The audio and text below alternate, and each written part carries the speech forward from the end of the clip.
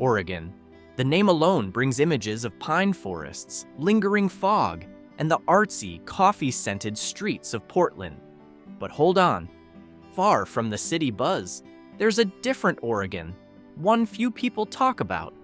Tiny, remote towns that are quiet but still alive. Places you won't find in travel brochures or viral vlogs.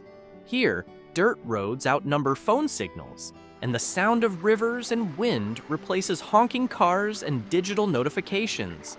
So what happens when we leave the main roads and head deep into Oregon's hidden corners? In this video, we'll explore quiet towns that refuse to die. Because in Oregon, not every story is written in a Portland cafe or on the snowy slopes of Mount Hood. Some are frozen in time, in places that seem untouched by the world.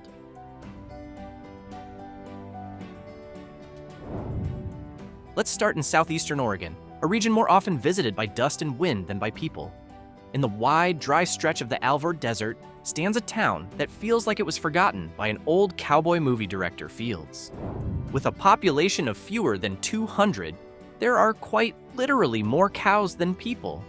But don't underestimate this place.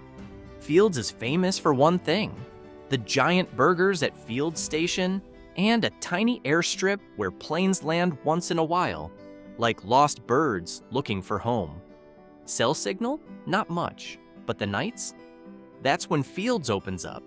The sky here becomes a living planetarium. Stars don't just shine, they speak. It's a place where the universe feels close enough to touch.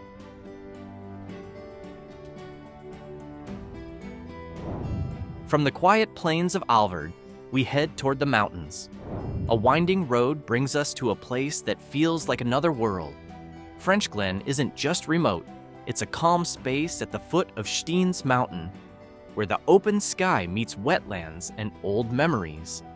Here, the Frenchglen Hotel, a wooden building from the early 1900s, still welcomes guests. No cable TV, no malls, just one small school, one store, and a row of homes facing the wild landscape. Nearby, the Malheur National Wildlife Refuge makes this spot a paradise for bird watchers and landscape photographers. But the real charm isn't just in the birds or mountains, it's in the way people live, slow, peaceful, and deeply connected to nature. Frenchglen reminds us that beauty doesn't always make noise, and sometimes silence holds the deepest stories.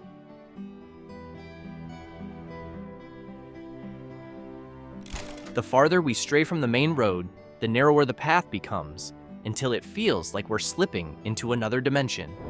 That's when we reach Imnaha, a remote settlement tucked into the far northeastern corner of Oregon, hidden among the steep canyons and brooding peaks of the Wallowa Mountains. To get there, you must brave winding roads, often no wider than a single car, squeezed between cliffs and drop-offs, as if the journey itself is testing your commitment. This is no bustling town. The community here is tiny, but that's exactly what makes it feel so tight-knit. Every face is familiar. Every visit feels like a quiet ceremony.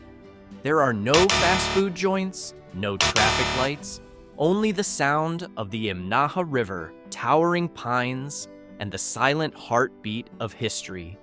In this valley, the footprints of indigenous tribes and early settlers are layered in the soil and memory. Isolation isn't a burden here. It's a kind of protection, a barrier that shields the people from the noise of the outside world. Imnaha isn't a place for convenience. It's a place for the soul, for those seeking peace, not speed, for those who understand that stillness can be its own kind of freedom.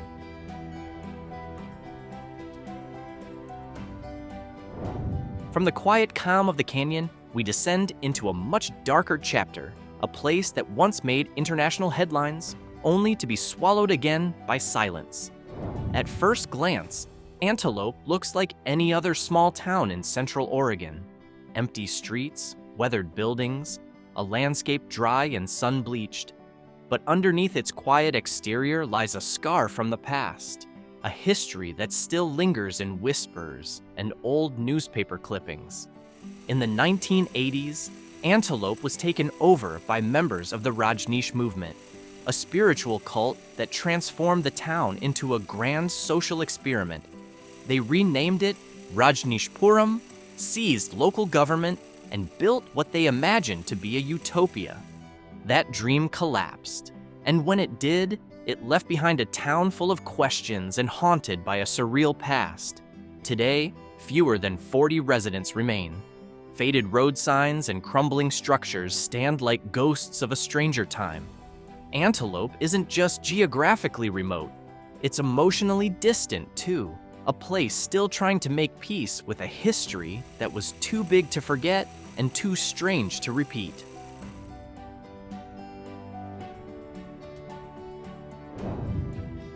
Sometimes, names can be misleading.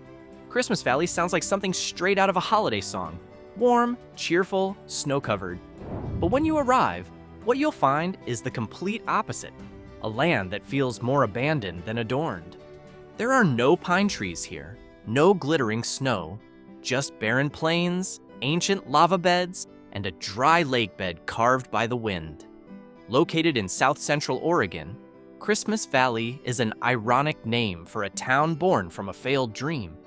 Back in the 1960s, developers envisioned a bustling settlement here, an agricultural haven built on reclaimed land. But the soil refused to cooperate, and the dream faded into dust. What remains today is a semi-ghost town, held together by a few determined residents who live off the grid, far from luxury, far from systems. And yet, that's the beauty of it. Between dusty roads and scorching skies, there's resilience. Adventurers come for the Christmas Valley sand dunes, a wild playground for off-road enthusiasts. Nearby lava formations whisper of ancient eruptions and the relentless passage of time. This place isn't for everyone, but for those who choose it, Christmas Valley offers a silence that can't be bought. A quiet that strips away noise and brings you face to face with the raw, unfiltered version of life.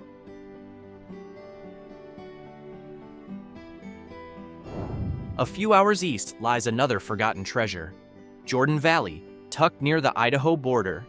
It may seem like just another tiny rural town, but hidden within its quiet streets is a cultural thread that makes it unlike any place in Oregon. This is Basque country. In the 19th century, Basque sheepherders from Europe migrated here, bringing with them a language, lifestyle, and heritage that's still alive today. You can see it in stone buildings, mosaic murals, street names, and the lingering aroma of Basque cuisine. Some of the original sheepherder wagons still stand, used seasonally in high country pastures. They serve as time capsules, reminders of an era when survival meant solitude, livestock, and long days under open skies. Today, Jordan Valley lives slow and steady, surrounded by hills and endless sky. It's more than a town, it's a living museum, a quiet haven for a culture that has quietly endured for over a century. Here, time moves at its own pace, and every street corner holds a memory you won't find in any big city. This is not just a place, it's a story still being told.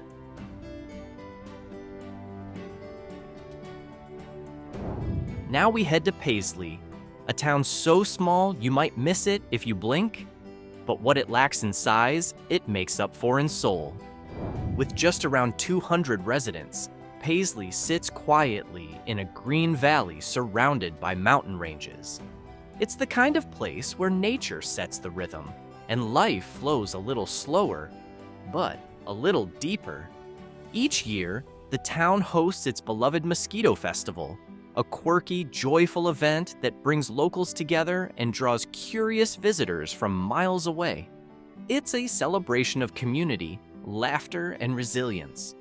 During the quieter seasons, natural hot springs invite travelers to soak under wide, starlit skies. There's no rush here, only warmth, both from the water and the people. In Paisley, Life can be simple and even harsh at times, but community comes first. Everyone knows each other. Stories are shared, traditions are kept alive. Paisley isn't just a dot on the map, it's a feeling. A place where belonging still means something, even in the middle of nowhere.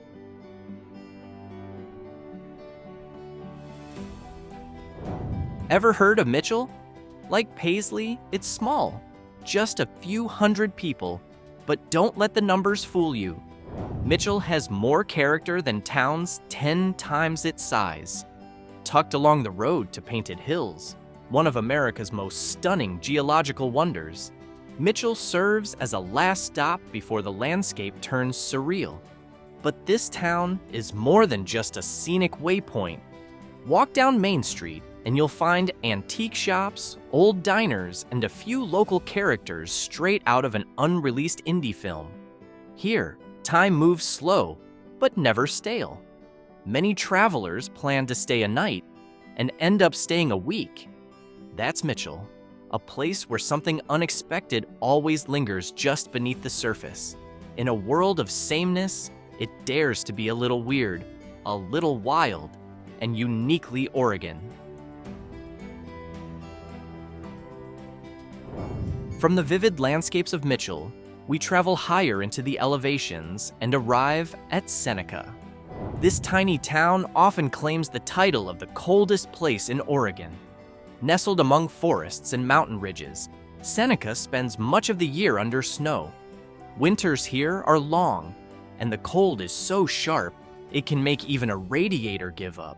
But don't be fooled by the harsh weather. Beneath the freezing temperatures lies a warmth you won't find on any thermometer. With fewer than 200 residents, Seneca thrives on community.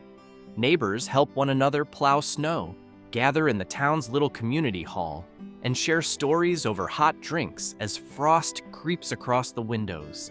Despite sharing a name with a Roman philosopher, Seneca isn't about theory, it's about practice. Life here isn't about comfort, it's about meeting challenges with calm and a quiet sense of humor. And now, we reach the final stop on this journey, Drewsey, a town with no rush, no spotlight, and something that's becoming increasingly rare, the willingness to live in solitude. Located in the heart of Harney County, Drewsey is little more than a dot on the map, surrounded by endless grasslands and skies that seem wider than the world. This place feels like it's been forgotten by time, and prefers it that way. There's barely a sign on the road to mark its presence, but houses stand. Porch lights still glow when night falls, and in the fields, cattle quietly graze under open skies. You won't find much famous in Drewsey, but that's the point.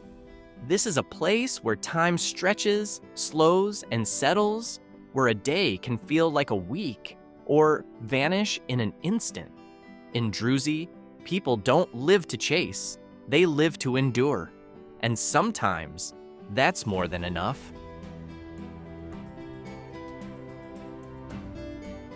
In the end, Oregon isn't just Portland's murals, misty Pacific coasts, or the scenic trails of Crater Lake. Beyond the travel brochures, tucked between mountains, deserts, and rolling plains, lie small towns rooted in silence. Towns that don't beg for attention, but quietly carry on. These are not escape destinations. They are home for those who choose solitude over spectacle, grit over glamour. And maybe, just maybe, in one of these forgotten towns, we might rediscover a piece of ourselves lost in the noise of the world.